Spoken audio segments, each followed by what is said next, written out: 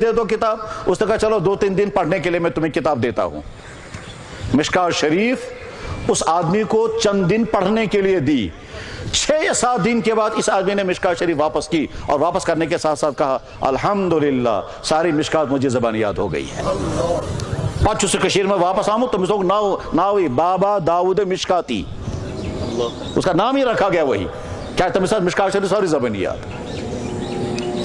ہم کہتے ہیں علامہ انور شاہ صاحب رحمۃ اللہ علیہ ایک مرتبہ پڑھتے تھے وہ ہمیشہ کے لیے یاد ہو جاتا تھا. ایسے ہی بابا داؤد مشکاتی کا عالم رہا ہے. تو بابا داؤد تم پچی تھے شیخ یعقوب صرفی, وہ مدینہ مکہ مکرمہ پڑھنے کے لیے گئے. تم زمانو پور ورلڈ ساروی خود بوڑ محدث شوتمت علامہ ابن حجر حیثمی, علامہ ابن حجر مکی سو مکہ شریف من شیخ یعقوب صرفی رحمۃ اللہ علیہ تم پور تمس نشن پتہ آو سو واپس یہ بر صغیر من ساروی خود بوڑ محدث سوئی شیخ یعقوب صرفی.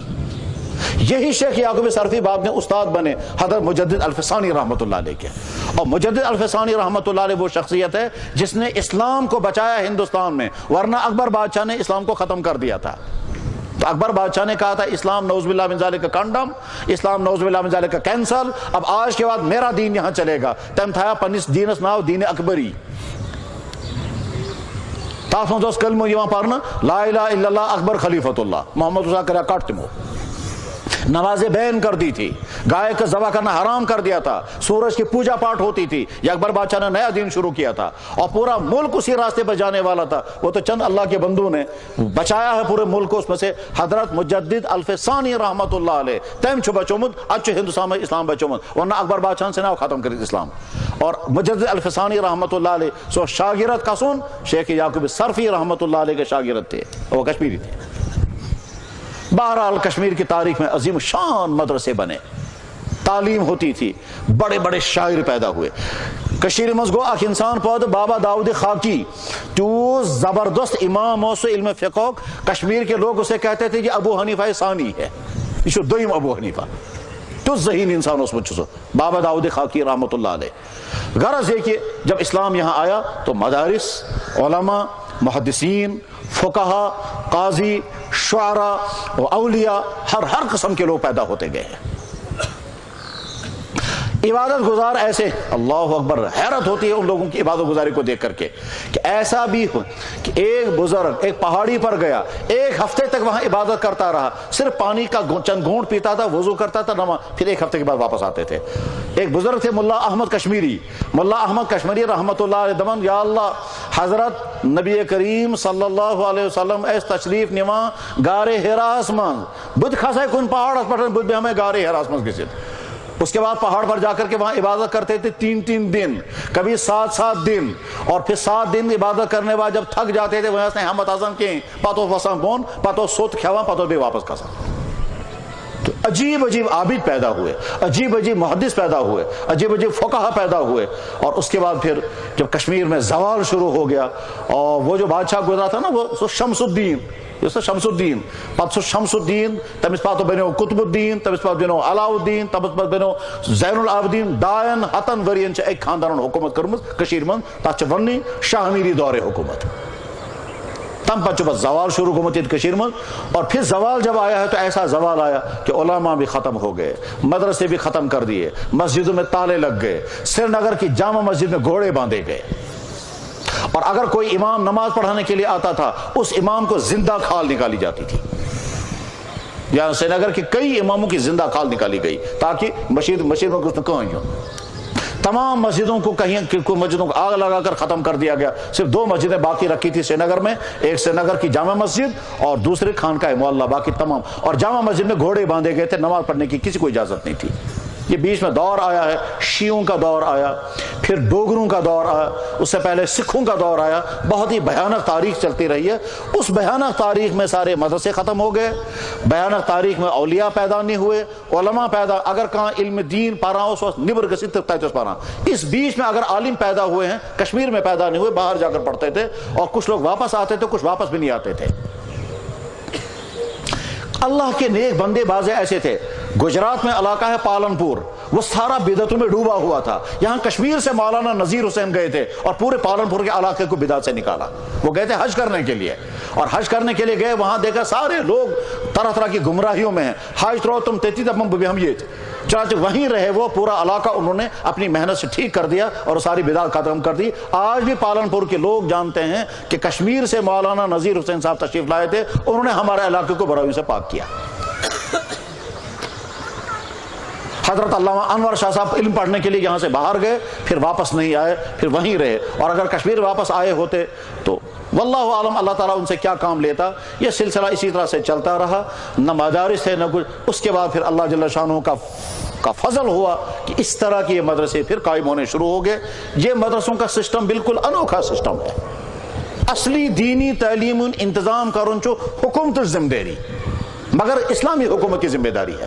اس لیے مغل دور میں مغلوں کی طرف سے باقاعدہ دینی تعلیم کا انتظام بھی ہوتا تھا, اور لوگ بھی اپنی طرف سے دینی تعلیم کا انتظام کیا کرتے تھے.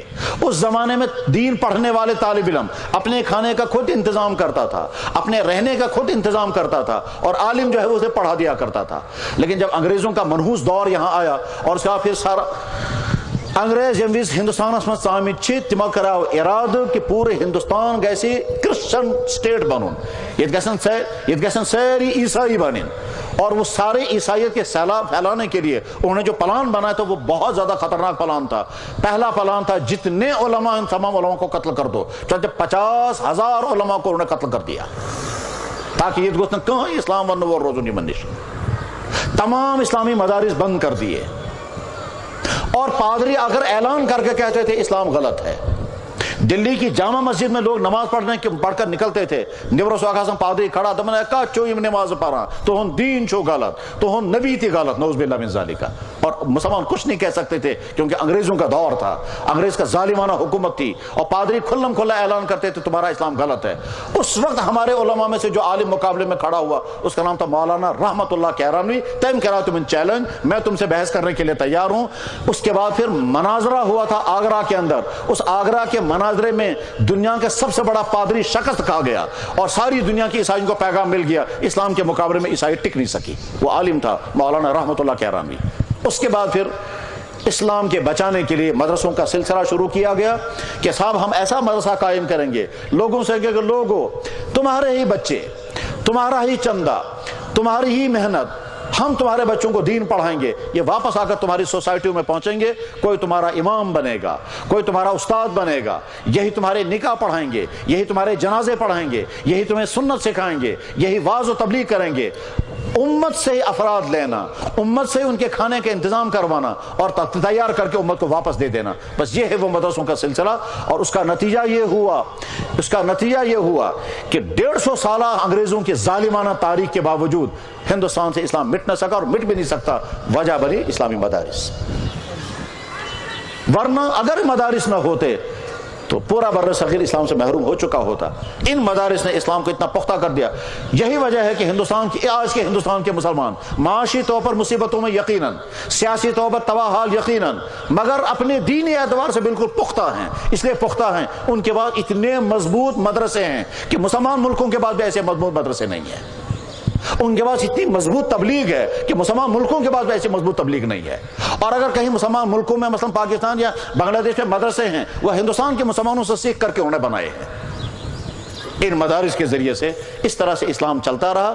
بعد میں اب کشمیر میں بھی اللہ تعالیٰ شاہ نے یہ شکل پیدا کر دی کہ پچھلے 30-40 سال کے عرصے میں مدارس یہاں بھی قائم ہونے شروع ہو گئے. انہی مدارس کا سلسلہ ہے. ہر جگہ کوئی نہ کوئی مدرسہ. مدرسوں سے نکل کر آنے والا عالم, وہ عالم آتا ہے, وہ کسی جگہ اسلامی ادارہ قائم کرتا ہے, وہاں کے عوام سے کہتا ہے بچے بھی آپ کے ہی, کھانا بھی آپ ہی کو دینا ہوگا, زمین بھی تم ہی لوگ مہیا کرو. وہ بیچارہ خود در در پھرتا ہے, چندہ بھی کر کے لاتا ہے, بچوں کو بھی جمع کرتا ہے, ان کو پڑھاتا بھی ہے, ان کو کھلاتا بھی ہے, ان کو سلاتا بھی ہے, سارا کچھ کر کے پھر عالم بنا کر کے واپس بھیج دیتا ہے. ہمارے بزرگوں میں سے حضرت مولانا مفتی محمود حسن نور اللہ وبرکاتہ, انہوں نے فرمایا کہ مجھے جناب رسول اکرم صلی اللہ علیہ وسلم کی خواب میں زیارت ہوئی. حضرت نے فرمایا تعلیم اور تبلیغ یہ دونوں کام کرتے رہنا, جنت میں میرے ساتھ آ جاؤ گے. بہرحال مدارس کی تاریخ یہ ہے. اسی غرض کے لیے مدرسوں کے جلسے ہوتے ہیں تاکہ عام مسلمان دیکھ سکیں کہ مدرسہ ہوتا کیا ہے. اور آج کے زمانے میں تو مدرسوں کے خلاف طرح طرح کے الزامات لگتے ہیں, اور جو الزام لگانے والے وہ بھی جانتے ہیں یہ الزام ہے صرف. میرے بھائیو بہت عجیب مرحلہ آتا ہے وہ کیا, جب غیر سمجھتے ہیں یہ مدرسہ کیا چیز ہے, اپنے کہتے ہیں یہ بیکار ہے، وہ دوسرے سمجھتے ہیں یہ کیا چیز ہے، کہ جب تک یہ ہیں تب تک اسلام کو ہلانا مشکل ہے۔ کیوں؟ ان کے ذریعے سے مسلمانوں کے عقائد، عبادات، معاشرت، رہن سہن، اسلام کی تعلیم، مسجدیں آباد، قبرستانات، یہ سب کچھ چلتا رہے گا جب تک یہ ہیں، اور جب یہ ختم ہو جائیں گے اس کے بعد پھر مسلمان چاروں طرف سے ہوں گے اسلام سے خالی۔ جیسے بہت سارے مسلمان ملک ہیں، تعجب کھاتا ہے آدمی، ایک مسلمان ملک سے درخواست آئی مسلمانوں کی طرف سے، ہمارے پاس امام نہیں ہے، امام بھیجیے۔ مسلمان ملک سے درخواست بھیجی جا رہی ہے، کیوں؟ اس سے دینی تعلیم پڑھنے کا کوئی انتظام ہی نہیں ہے، حتیٰ کہ نادرہ قرآن پڑھانے والا بھی نہیں ملتا۔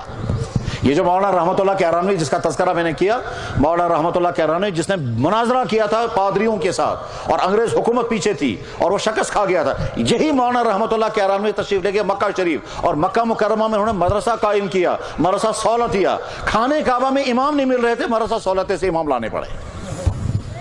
ایسا دور بھی بیچ میں گزرا ہے کہ کعبہ شریف کے امام لائے جاتے تھے مدرسہ سہولتیہ سے، اور ان کی فہرست بنی ہوئی ہے، یہ ہے فلاں عالم جو خانہ کعبہ کے امام بنا، پڑھا ہوا تھا مدرسہ سہولتیہ سے، یہ ہے فلاں شخص جو خانہ کعبہ کے اتنے زمانے تک امام رہا، یہ پڑھا ہوا تھا مدرسہ سہولتیہ کا۔ اور مدرسہ سہولتیہ قائم کیا ہندوستان سے جا کر ایک آدمی نے، جن کا نام تھا مولانا رحمت اللہ کیرانوی۔ تو میرے بھائیو، دینی مدرسوں کا مقصد یہ ہے کہ ہمارے بچے دینی تعلیم پڑھیں، اور خاص طور پر اس لیے بھی کہ مسلمان، گویا مدرسے والے کہتے ہیں مسلمانوں تم میں سے کچھ سائنس پڑھ رہے ہیں، کچھ میڈیکل پڑھ رہے ہیں، کچھ نان میڈیکل پڑھ رہے ہیں، کچھ کالجوں سکولوں میں ہیں، کچھ عدالتوں میں ہیں، کچھ بزنس کر رہے ہیں، ٹھیک ہے، ہم اسلام پڑھیں گے، اسلام پڑھ کر کے افراد تیار کریں گے، دینی رہنمائی تمہیں یہاں سے ملے گی۔ تمہیں صحت خراب ہوگی تو ڈاکٹروں سے مدد لوگے، دین چاہیے تو مدرسوں سے مدد لوگے۔ مدرسے تمہاری ہر طرح کی رہنمائی کرنے کے لیے تیار ہیں، دین کے جس شعبے کی رہنمائی چاہیے۔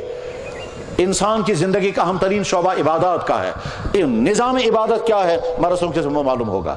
دین کا ایک اہم ترین شعبہ نظام معاشرت ہے، نکاح کیسے ہوگا، طلاقیں کیسی ہوتی ہیں، والدین اور اولاد کے حقوق کیا کیا ہیں، میاں بیوی کے رہن سہن کیسے ہوگا، پڑوسوں کے ساتھ کیسے رہنا ہوتا ہے، گھریلو سسٹم کیسے چلانا ہوتا ہے، وراثتیں کیسی تقسیم کی جائیں گی، پراپرٹی خریدنے اور بیچنے کا سلسلہ، یہ سب کچھ مدرسوں سے۔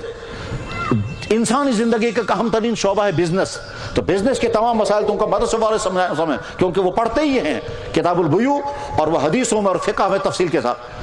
غرض ہے کہ جس شعبے میں تمہیں دینی رہنمائی کی ضرورت ہوگی، اس رہنمائی کے لیے یہاں سے افراد تیار ہو رہے ہیں اور رہنمائی تمہیں کرتے رہیں گے۔ میرے بھائیو، دینی مدرسوں کے جلسوں کا ایک مقصد یہی ہوتا ہے کہ امت کے سامنے آ جائیں کہ بھائیو، تم نے جو بچے دیے تھے، وہ بچے، کوئی بچہ آج حافظ بنا ہے، آگے چل کر یہ عالم بنے گا، یہ بولنے والا ہوگا، اس کے قلم سے دین کو فائدہ ہوگا، اس کی زبان سے دین کو فائدہ ہوگا، یہ کہیں حفاظت دین کا کام کرے گا، کہیں اشاعت دین کا کام کرے گا، کہیں باطل کا مقابلہ کرے گا، کہیں کنفیوژن دور کرے گا، کہیں اقامت دین، تنفیذ دین کا کام، کہیں تحقیق دین کا کام کرے گا۔ تحقیق دین کا مطلب کیا ہوتا ہے؟ نئے مسائل سامنے آ گئے، ان کو حل کرنا ہے، وہ حل کیسے ہوں گے؟ ان مسائل کو حل کرنے کے لیے جتنا علم چاہیے، وہ جب تک وہ علم نہیں ہوگا تب تک وہ حل نہیں ہو سکتے ہیں، تاکہ انہیں تحقیق دین۔ اور آج کے زمانے میں ہزاروں نئے مسئلے سامنے کھڑے ہیں، ساس بج مسئلہ نہیں کھڑا جب حل کرنچے اور سچ علماء نے ذمہ داری عوام ہے کرتے مسئلہ سمجھتے نا، ایسے ٹف مسائل، اور زندگی ہر سیاسی مسائل ہزاروں ہیں، معاشی مسائل ہزاروں ہیں، میڈیکل لائن سے ہزاروں مسئلے آ رہے ہیں۔ اتام اسوانان بلڈ ڈونیشن، پتہ اسوانان آئی ڈونیشن، پتہ اسوانان کڈنی ڈونیشن، آج ہے لیور ڈونیشن۔ لیور ڈونیشن کا مطلب جیسے لیور کا پیس کریں گے اور آدھا پیس دوسرے کو دیں گے، یہ درست ہوگا یا نادرست ہوگا؟ پیسہ لے سکتے ہیں یا نہیں لے سکتے ہیں؟ جائز اگر ہے تو کیسے ہے؟ اگر ناجائز ہے تو حل کیا نکلے گا؟ ان قریب شاید ایسا وقت آنے والا ہے، ایسا وقت آنے والا ہے کہ انسان ڈیسائیڈ، اس کا آج نا سوال کیا سر جناب، بچہ ٹھہر گیا، الٹرا ساؤنڈ بتا دیتا ہے کہ لڑکا ہے کہ لڑکی ہے، ٹھیک، اس کے بعد آدمی فیصلہ کرنے لگتا ہے تیرے کو ختم ہی کروں، تو ایوارشن کرا دیتے ہیں۔ گویا میڈیکل نے یہاں تک پہنچا دیا کہ وقت سے پہلے پتا چل رہا ہے کہ لڑکا ہے کہ لڑکی ہے، اس کے بعد پھر لوگ اب بچوں کو گرا رہے ہیں، خاص طور پر لڑکیوں کو گرا رہے ہیں۔ ایسا ہو سکتا ہے کہ آگے چل کر کے برحال آ جائے گا کہ انسان اسی پرسن چکا چاہاں لڑکا تھا ان کی لڑکی، جی ونتی ایسی میڈیکل وہاں پہنچ جائے گا، اس وقت علماء کو فیصلہ کرنا ہے یہ جائز ہوگا کہ ناجائز۔ اگر علماء کہیں گے چوائس جو مرضی سو کرو، سہری سانڈن لڑک ٹھیک چھو، سہری سانڈن لڑک کیس کل بات لڑکی ایسے کوئی نہیں تھی نا، سہری کیا سا لڑکے سانڈن خانداری قصبانی سب نے کوئی نہیں، تو پاپولیشن کا امبیلنس ہو جائے گا، اس کو نظر میں رکھ۔ ہزاروں مسائل نئے پیدا ہوتے ہیں، عبادات میں بھی نئے مسائل پیدا ہوتے ہیں۔ پہلے زمانے میں انجیکشن نہیں کرتے تھے، آج کے زمانے میں انجیکشن کرتے ہیں، سوال ہے روزہ ٹوٹے گا یا باقی رہے گا۔ پہلے زمانے میں انہیلر نہیں تھا، آج کے زمانے میں انہیلر ہے، سوال ہے روزہ ٹوٹے گا یا باقی بچے گا۔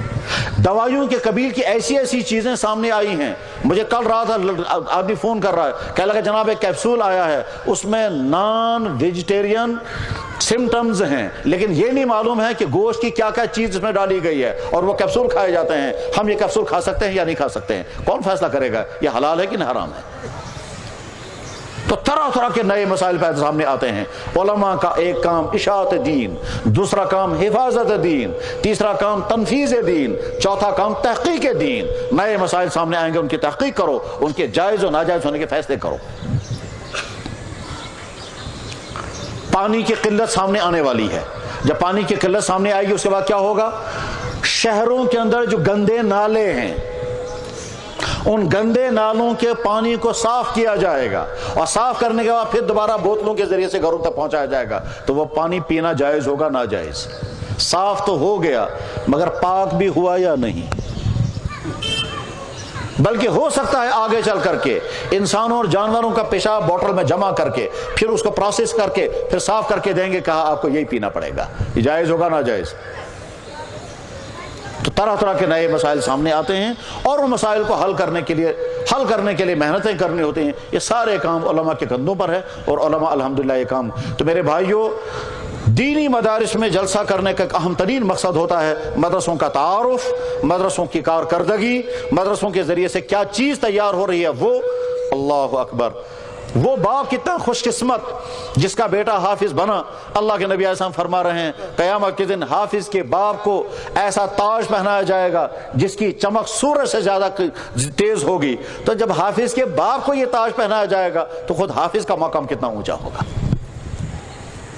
ارشاد فرمایا گیا دیندار حافظ، قرآن کے مطابق زندگی گزارنے والا حافظ اتنا قیمتی ہوگا کہ 10 جہنم کے مستحق انسانوں کو جہنم سے نکال لے گا۔ شفاعت کا حق اتنا اس کو اللہ تعالیٰ عطا فرمائیں گے۔ اللہ کے نبی فرما رہے ہیں خیرکم من تعلم القرآن وعلمہ، تم میں سب سے زیادہ بہتر انسان وہ ہے جس نے قرآن سیکھا اور قرآن سکھایا، سب سے بہتر انسان وہ ہے۔ اس سے زیادہ خوش قسمت انسان کون؟ کہ جس کے کانوں میں آواز صرف قرآن کی، جس کی نگاہوں کے سامنے صرف قرآن، جو ہر وقت باوضو رہتا ہے قرآن کے لیے، وہ سوتا ہے تو قرآن کی فکر لے کر، وہ صبح اٹھے گا تو قرآن کی فکر لے کر، یا اس کو نادرہ پڑھنا ہے یا حفظ کرنا ہے یا تفسیر پڑھنی ہے یا اس کا گرامر پڑھنا ہے یا حدیث پڑھنی ہے، تو رات و دن ان کا گزرتا ہے قرآن کے ماحول میں، حدیث کے ماحول میں۔ اس لیے مقدس ترین جگہ ہوتی ہے وہ مدرسہ جہاں صبح سے شام تک صرف اللہ، صرف پاکیزگی، صرف۔ یہی وجہ ہے کہ اگر آج کوئی جاننا چاہے کہ صاحب دنیا میں سب سے زیادہ پاکیزہ ماحول کہاں ہے، جواب آئے گا مدرسے میں۔ یہاں نہ بے حیائی ہے، یہاں نہ لڑکیاں ہیں، یہاں نہ بے پردگی ہے، یہاں نہ فحش چیزیں ہیں، یہاں نہ فلمیں ہیں، یہاں نہ ٹی وی ہے، یہاں گندا کام کچھ نہیں۔ پاکیزہ ترین ماحول میں پاکیزہ جوان تیار ہوتے ہیں۔ اور میں کبھی کبھی سوچتا ہوں، میں نے کہا یا اللہ، وہ حدیث جس میں اللہ کے نبی علیہ السلام نے ارشاد فرمایا، کیا فرمایا؟ فرمایا 7 آدمی قیامت کے دن عرش کے سائے کے نیچے ہوں گے، ان میں سے ایک وہ جوان جس نے اپنی جوانی پاک صاف حالت میں گزاری۔ یہ مدرسوں کے پڑھنے والے نوجوان طلبہ جو ہیں یہ ضرور اس کا مصداق ہوں گے، کیونکہ جوانی ان کی عموماً پاک صاف ہوتی ہے، نہ ان کے ہاں چوریاں ہوتی ہیں، نہ بدکاریاں ہوتی ہیں، نہ سود کھاتے ہیں، نہ رشوت کا لین دین ہے، نہ غیر اسلامی افیئرس ہوتے ہیں، کچھ بھی نہیں گناہ۔ اللہ ماشاءاللہ کوئی آدمی بگڑ جائے تو ہو سکتا ہے، اس لیے کہ شیطان کہیں بیٹھا ہوا نہیں، شیطان تو خانے کعبہ کے اندر بھی لوگوں کو دھوکے دے رہا، گمراہیاں کراتا ہے، لیکن مجموعی طور پر مدرسوں میں پڑھنے والے طلبہ انتہائی پاکیزہ کردار کے ہوتے ہیں، اور یہی مستقبل میں امت کے دین کے سربراہ بننے والے ہیں۔ ان میں سے کوئی کہیں امام ہوگا، کوئی کہیں عالم ہوگا، کوئی کہیں مفتی ہوگا، کوئی کہیں سربراہ ہوگا، مختلف شعبوں مختلف اداروں میں دین کا کام کریں گے۔ میرے بھائیو، دین کے مدارس کا جلسہ اس کا ایک اہم ترین مقصد ہوتا ہے، امت اپنے اپنے کاموں میں ہے، نوجوان سکولوں کالجوں میں، ملازمین دفتروں میں، بزنس کرنے والے بازاروں میں، مزدوری کرنے والے کھیتوں اور فیکٹریوں کے اندر ہوتے ہیں، ان کو دین سننے اور سنانے کا موقع نہیں ملتا ہے، تو مدرسے میں جمع کر کے ایک طرف سے علماء کو لائیں گے، ایک طرف سے عوام کو لائیں گے، اور آ کر کہیں گے اے مسلمانوں، تم مسلمان ہو، دین سنانے کے لیے ہم نے انتظام کیا ہے، علماء آئیں گے اور تمہیں دین سکھائیں گے، سنائیں گے، تاکہ تم آگے دینداری کی زندگی گزار سکو۔ دینی مدرسوں کے جلسے کا دوسرا مقصد یہ ہوتا ہے امت تک دین پہنچانا، امت کو جمع کر کے ان کو دین سنانے کا انتظام کرنا، اور اس لیے علاقوں سے علماء کو جمع کرتے ہیں تاکہ وہ عوام کو دین کی بات سنائیں۔ میرے بھائیوں، اللہ تعالیٰ سن بے انتہا فضل و احسان کہ عشق مسلمان سو انسان کو نادان بلکہ بدترین نادان یمس زہیں زندگی مز یہ خیال آو نا کہ اللہ تعالیٰ کیسا مہربانی سے میں پر کرمز بس مسلمان بنو۔ مسلمان بننے کے لیے ہم نے کوئی قربانی نہیں دی، نہ کہیں درخواست دیتمت، نہ کہیں کا مطالبہ کرمت۔ بالفرض خدا نخواستہ اگر کسی غیر مسلم گھر میں پیدا ہوئے ہوتے، شاید ساری زندگی اسی کفر میں گزر جاتی، مگر اللہ نے ہم کو اسلام کی دولت عطا فرمائی، اس لیے شکر پڑھنا چاہیے، اور ہمیشہ شکر پڑھنا چاہیے اللہ آپ کا احسان، آپ نے ہم کو مسلمان بنایا۔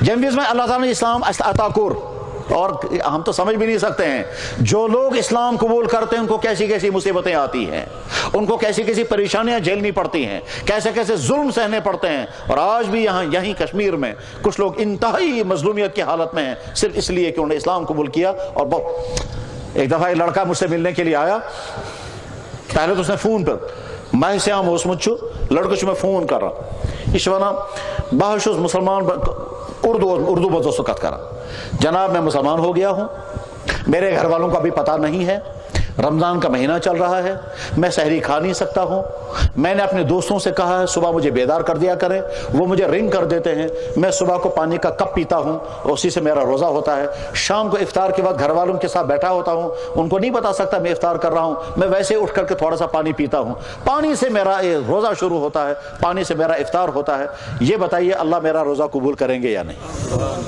یہ سوال پوچھتا ہے۔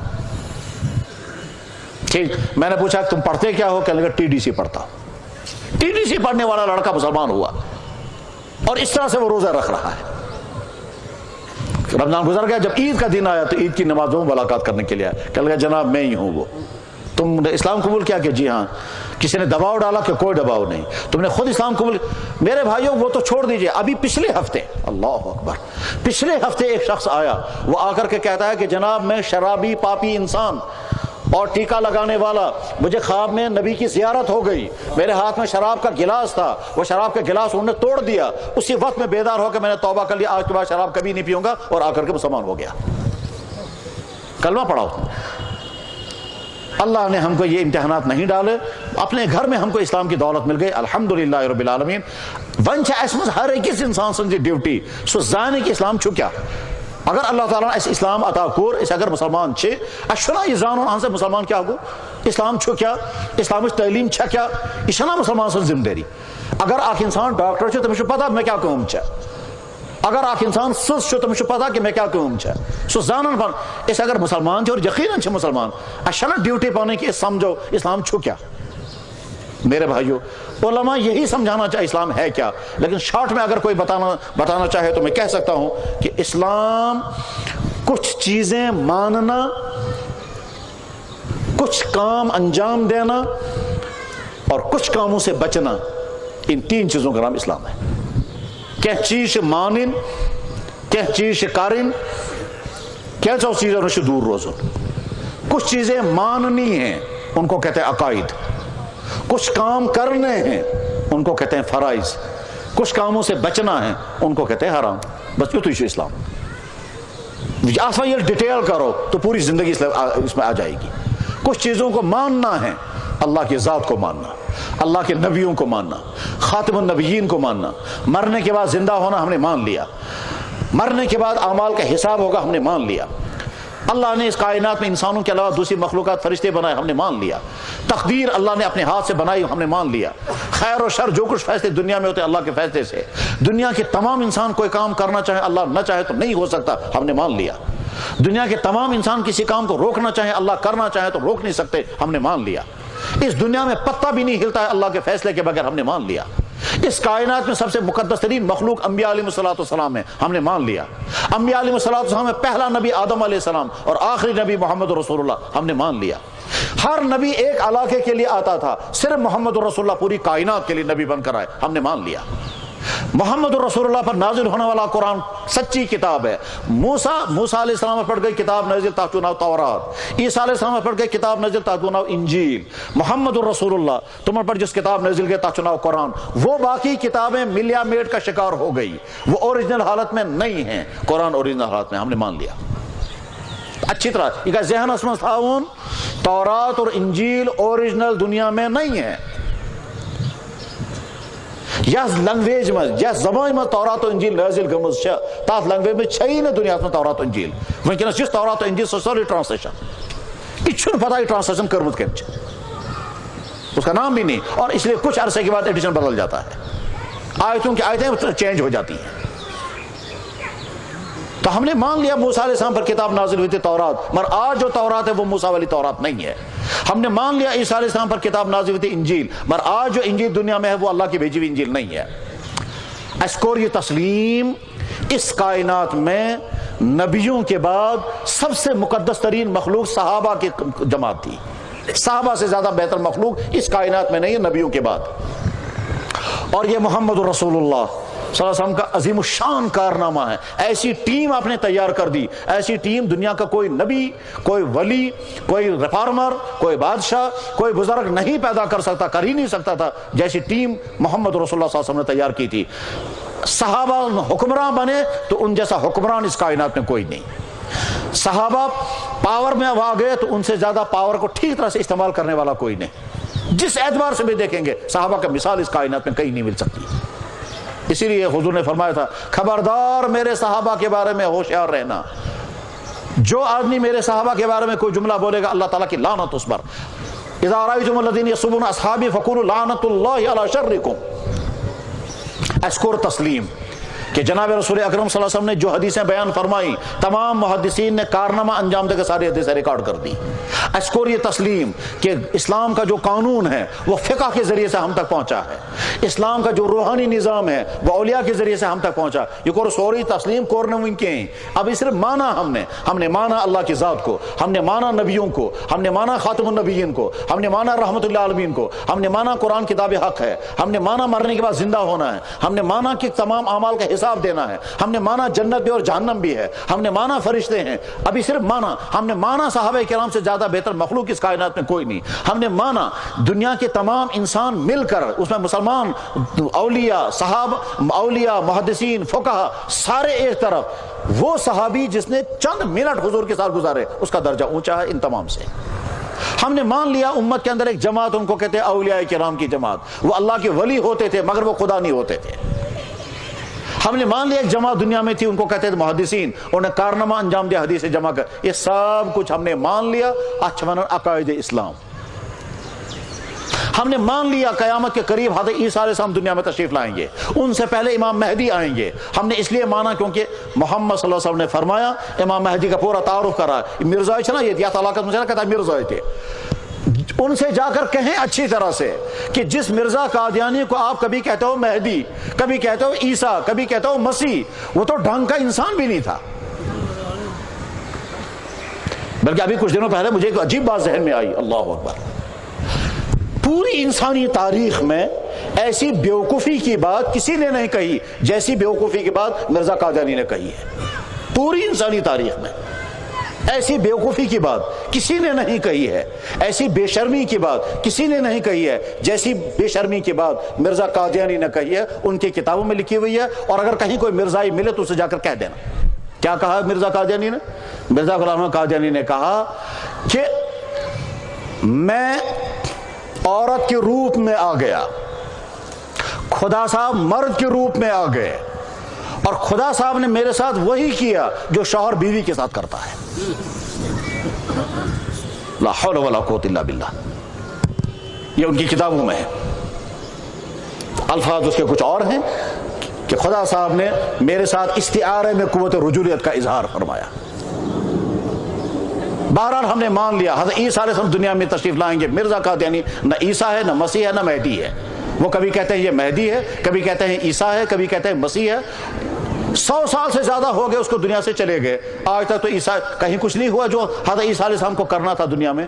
بہرحال یہ ساری باتیں ہم نے مان لی. یہ چپٹر نمبر 1 ہے، اس کو کہتے ہیں عقائد، اس کو کہتے ہیں ایمانیات. ان میں سے ہر بات کو ٹھیک طرح سے ماننا ضروری ہے. اللہ کی ذات کو واحد ماننا ضروری، نبیوں کو معصوم ماننا ضروری، نبیوں کو تسلیم کرنا ضروری کہ نبی انسان کے روپ میں آیا کرتے تھے، وہ انسانی ہوا کرتے تھے، وہ انسان کی طرح کھانا کھاتے تھے، انسانی ہوتے تھے، مگر انسانوں کے اندر جو خامیاں کمزوریاں ہوتی ہیں ان تمام خامیوں اور کمزوریوں سے وہ پاک ہوتے تھے. اسی کو کہتے تھے نبی معصوم ہوتا ہے.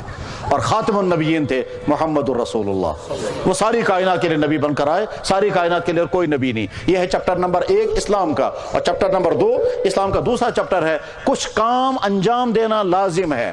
ہر مسلمان پر نماز فرض، ہر مسلمان پر روزہ فرض، ہر مسلمان مالدار پر زکوٰۃ لازم، ہر مسلمان مالدار پر حج کرنا لازم. یہ 4 اہم فرض ہیں. اور اتنے ہی نہیں ہیں، عبادات کے فرض ہیں. قرآن کریم پڑھنا تلاوت کرنا ہر مسلمان پر لازم.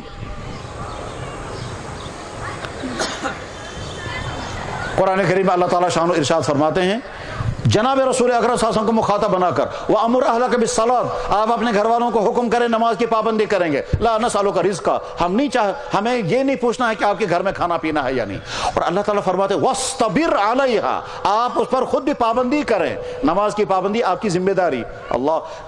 جب اللہ تعالیٰ شانو حضور کو حکم دے رہے ہیں نماز کی پابندی کریں تو اور ہوگا. ایک دفعہ ایک ڈاکٹر سے میں نے پوچھا، میں پروسیجر ڈاکٹر صاحب ڈاکٹر صاحب میں ونت یم وز زائن آسان ہو تکلیف خلاص گھنو تکلیف تمس کوتا تکلیف گژھان. ڈاکٹر صاحب مجھے بتائیے جب عورت کا ڈیلیوری کیس ہوتا ہے، جب بچہ پیدا ہونے کا وقت ہوتا ہے تو کتنا درد ہوتا ہے. ڈاکٹر صاحب کیا حد سے میں صبح میں تھا تو آپ کو کیا کرے گا، یہ آپ کیوں پوچھ رہے ہیں. میں نے کہا جی مجھے مجبور ایک ضرورت ہے، ضرورت کی وجہ سے میں پوچھتا ہوں. میں ونت یم وز زائن ڈیلیوری کیس آسہ تم وز کوتاہ تکلیف آسان زائن. ڈاکٹر چھو آپ کو کیا مجبوری پڑی ہے. میں نے کہا مجبوری نہیں ہے، ضرورت ہے، آپ بتائیں. سشونا دانت میں جب درد ہوتا ہے تو بہت سخت ہوتا ہے. میں تو بس ٹھیک دبن دانت سے 8 گنا زیادہ درد ہوتا ہے جب کڈنی کے اندر پتھر ہوتا ہے. میں تو بس ٹھیک دبن کڈنی میں جو درد ہوتا ہے اس سے 11 حصہ زیادہ سخت درد ہوتا ہے شاٹیکا کا درد، لنگڑی کا درد اسے کہتے ہیں. ارکو نسا سوچا تکلیف آسان، سوچا زنگ آسان تکلیف، سوچا آسان ام خود 10 گن زیادہ شوٹنگ پین.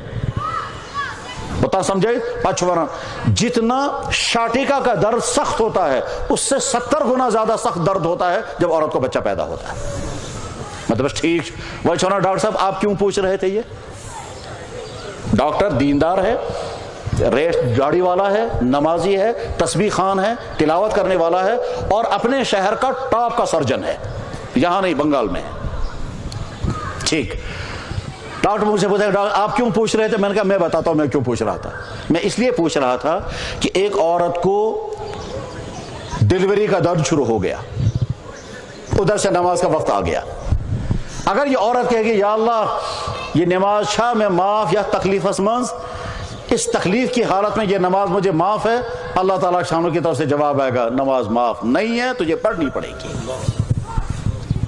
خدا بکا ہے کہ مزید نماز ادا کرت ہیکا کرت نہ ہیکا کرت مگر معاف چاہیے نہیں ہے یہ پارن.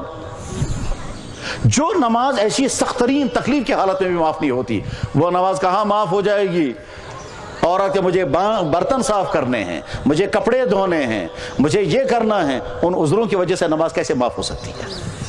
مردوں کی زندگی میں سب سے زیادہ مشکل ترین وقت کون سا ہوتا ہے کہ جب جنگ ہو رہی ہو اور بارش کی طرح سے گولیاں برس رہی ہوں. وہ ہے سب سے مشکل ترین وقت مردوں کے لیے.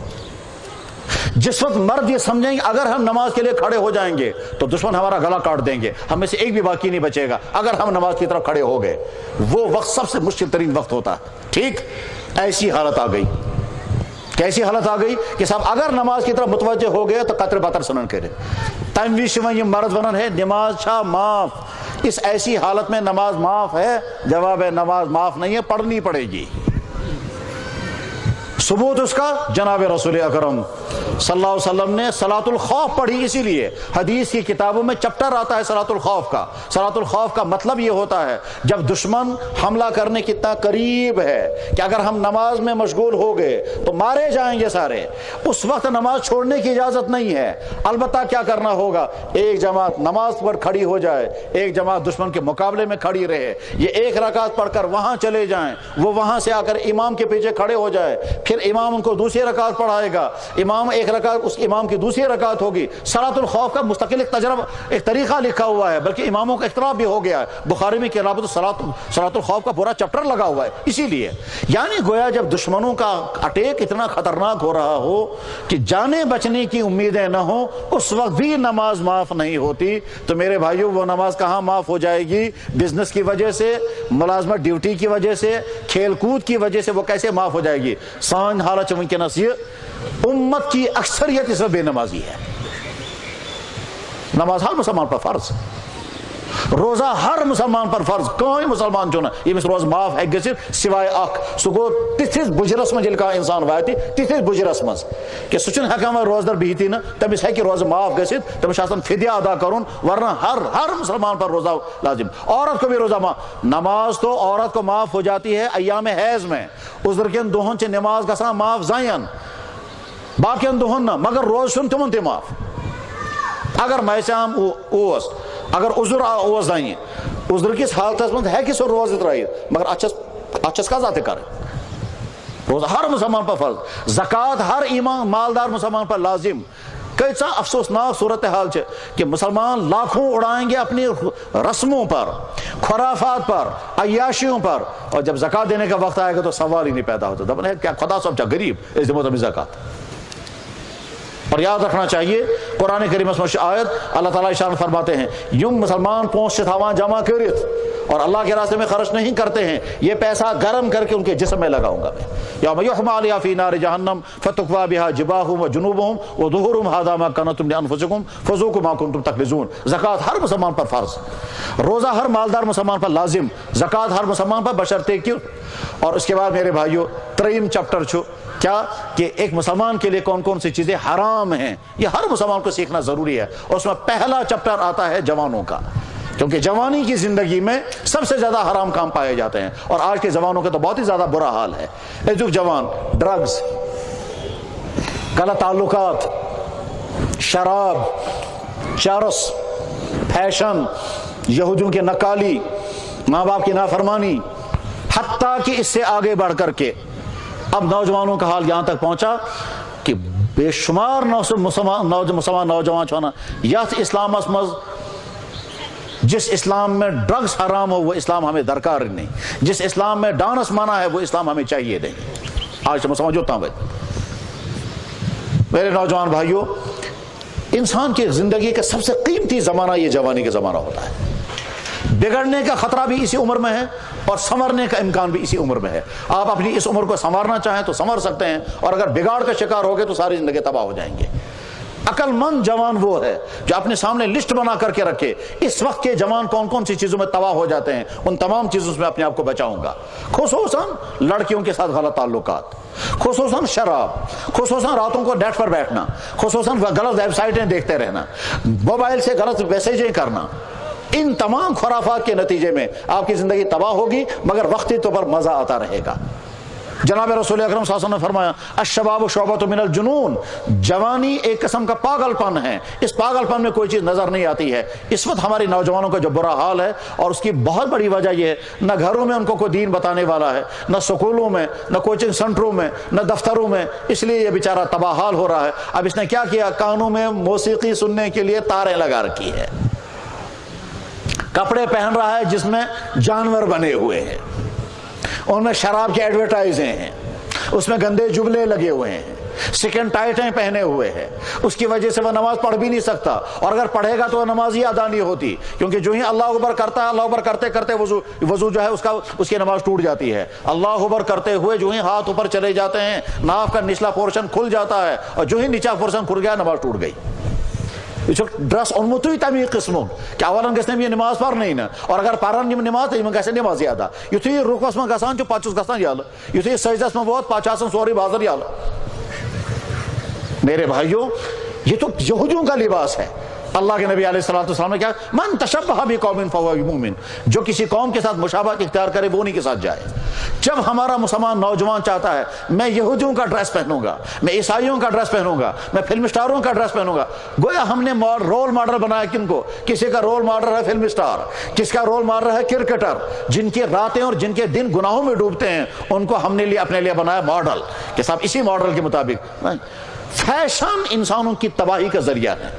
یہ وقتی طور پر کہتا ہے شوق پورا کروں گا، یہ شوق انسان کی تباہی کا ذریعہ.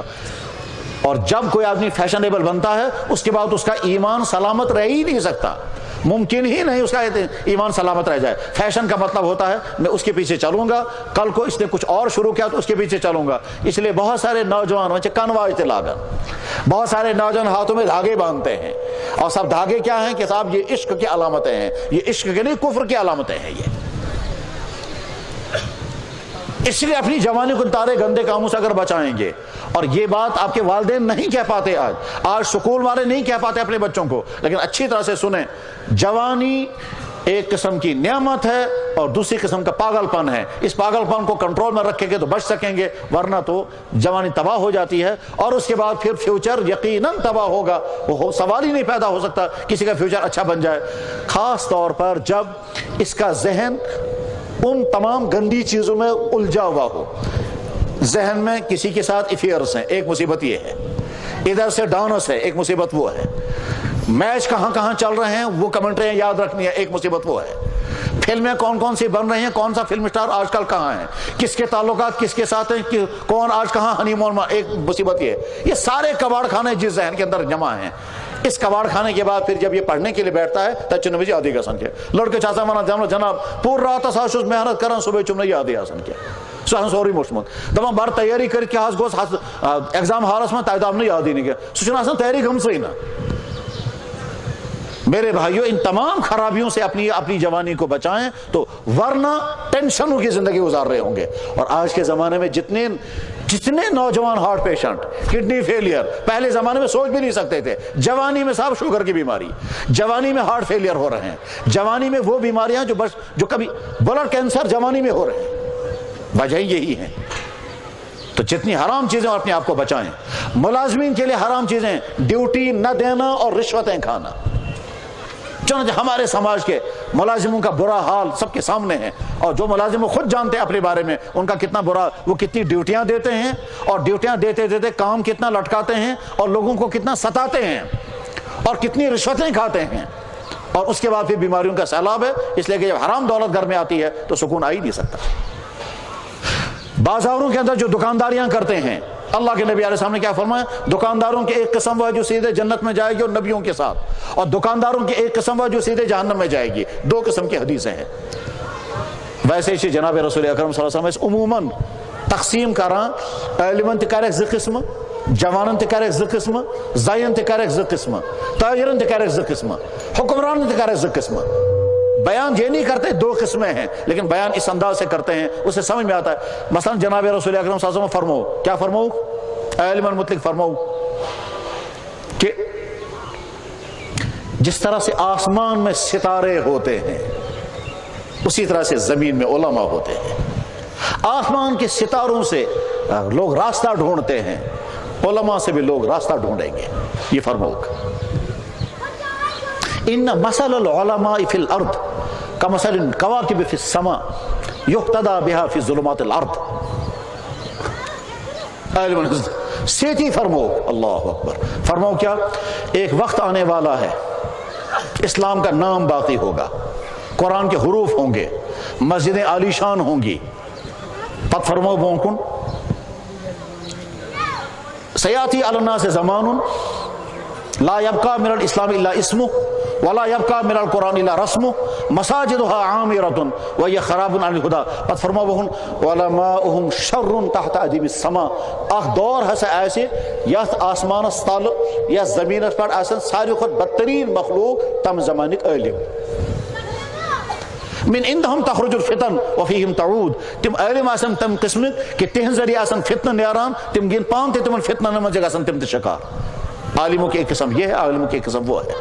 عالموں کو خود سوچنا ہے ہم کون سے طبقے میں ہیں، ہم فتنہ اٹھانے والوں میں ہیں یا امت کو صحیح راہ سے لانے والوں میں. اتھے کن کرے جوان تے طبقہ، اتھے کن کرے حکمرانوں تے طبقہ، زائن تے کرے.